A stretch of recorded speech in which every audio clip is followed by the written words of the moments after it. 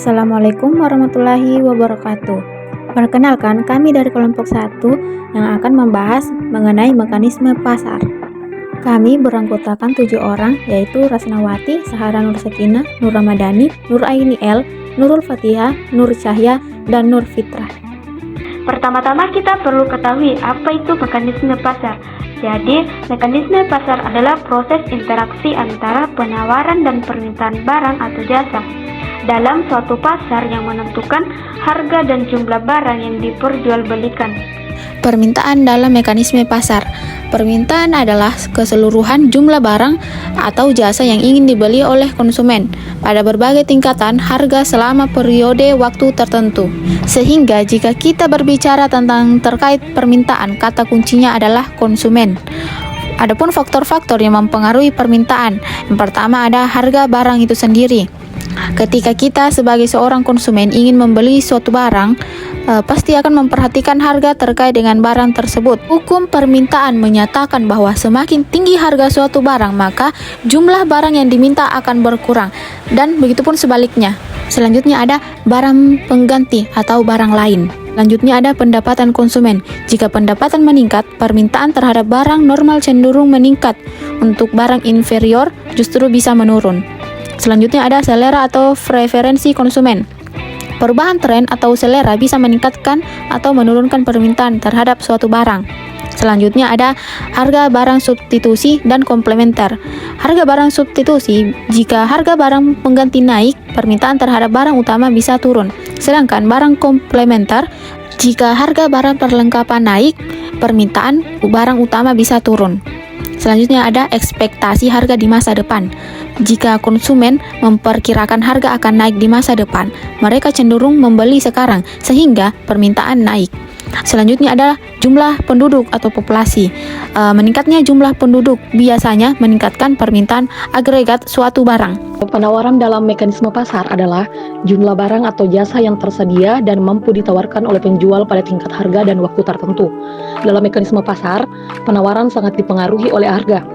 Semakin tinggi harga, semakin besar jumlah barang yang ditawarkan, karena penjual terdorong untuk mendapatkan keuntungan lebih besar. Terus, adapun peran penawaran dalam mekanisme pasar ada 3. Yang pertama, menentukan harga pasar. Bersama permintaan, penawaran membantu menentukan harga keseimbangan atau harga yang disepakati antara penjual dan pembeli. Terus yang kedua, menunjukkan ketersediaan barang. Jumlah barang yang tersedia menunjukkan seberapa banyak pasar bisa memenuhi kebutuhan konsumen. Terus yang ketiga, mendorong produksi. Jika harga tinggi dan permintaan stabil, produsen akan lebih tertarik untuk memproduksi lebih banyak. Adapun keseimbangan pasar dan peran pemerintah dalam ekonomi Islam. Yang pertama, pembentukan harga yang syariah. Mekanisme Islam mengutamakan keseimbangan alami antara permintaan dan penawaran dengan prinsip seperti transparansi dalam melakukan transaksi, larangan tegas terhadap manipulasi pasar, dan juga penghindaran riba, gharar, unsur ketidakpastian. Yang kedua, peran pemerintah yang proporsional. Intervensi pemerintah dibenarkan dalam kondisi khusus ketika terjadi distorsi pasar yang signifikan untuk melindungi kepentingan masyarakat yang luas, serta tetap menghargai mekanisme pasar yang alami. Yang ketiga, contoh praktis dari sejarah. Penerapan prinsip ini tercatat dalam sistem pengawasan pasar atau Hizbah pada era Khalifah Umar, kebijakan stabilisasi harga kebutuhan pokok, dan juga pemberantasan praktik monopoli dan penimbunan. Yang keempat, relevansi di era modern. Implementasi kontemporer meliputi pengaturan pasar modal syariah, pengendalian harga komoditas vital, dan inovasi sistem e-commerce berbasis syariah. Kegagalan pasar dan cara penyelesaiannya dalam Islam. Yang pertama itu kegagalan pasar. 1. Penipuan atau tadlis. Penipuan dalam transaksi dapat merugikan pihak lain dan menciptakan ketidakadilan. Kedua, penimbunan atau iktikar. Penimbunan barang untuk menaikkan harga di kemudian hari melanggar prinsip persaingan sehat dan dapat merugikan konsumen. Yang ketiga, jual beli palsu atau bai najasi. Jual beli yang bertujuan untuk membohongi pembeli atau menciptakan kesan adanya permintaan yang tinggi dapat merusak mekanisme pasar. Yang keempat, ketidakjelasan atau gharar. Transaksi yang tidak jelas tentang objek, harga, atau kualitas dapat menimbulkan risiko dan merugikan salah satu pihak. Selanjutnya, cara penyelesaiannya. Yang pertama, pengawasan pemerintah. Pemerintah memiliki peran penting dalam mengawasi pasar dan memastikan tidak terjadi praktik-praktik yang merugikan. Yang kedua, penyelesaian sengketa. Mekanisme penyelesaian sengketa yang adil dan efektif diperlukan untuk menangani masalah yang muncul di pasar.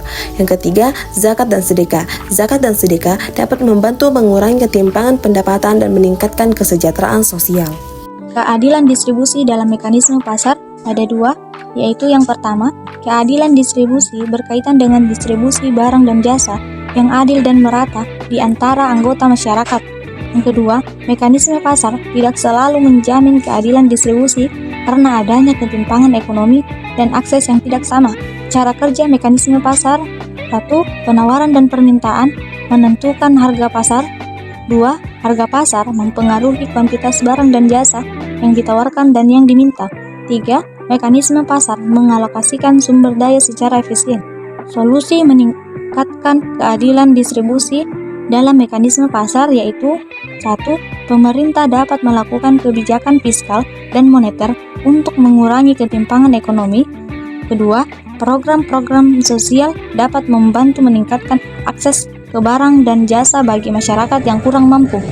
Etika dan kontrak dalam transaksi pasar Islami merupakan bagian dari mekanisme pasar yang menekankan keadilan dan kepatuhan terhadap syariah. Dalam pasar Islami, pelaku usaha harus amanah, jujur, sidik, dan menghindari gharar, ketidakpastian atau penipuan. Jenis akad yang digunakan meliputi mudharabah bagi hasil, murabaha jual beli dengan margin, dan salam pembayaran di muka untuk barang pesanan. Dalam praktik modern, prinsip ini diwujudkan melalui label halal sebagai jaminan kehalalan produk vintage syariah untuk layanan keuangan berbasis syariah dan audit syariah guna memastikan kepatuhan terhadap prinsip Islam. Contoh mekanisme pasar: pedagang buah menjual mangga di pasar. Harga ditentukan oleh permintaan dan penawaran. Jika banyak stok, harga turun. Jika langka, harga naik. Transaksi harus jujur tanpa penipuan, gharar, dan sesuai akad syariah seperti murabaha atau salam. Itulah tadi pembahasan materi mekanisme pasar dari kelompok 1.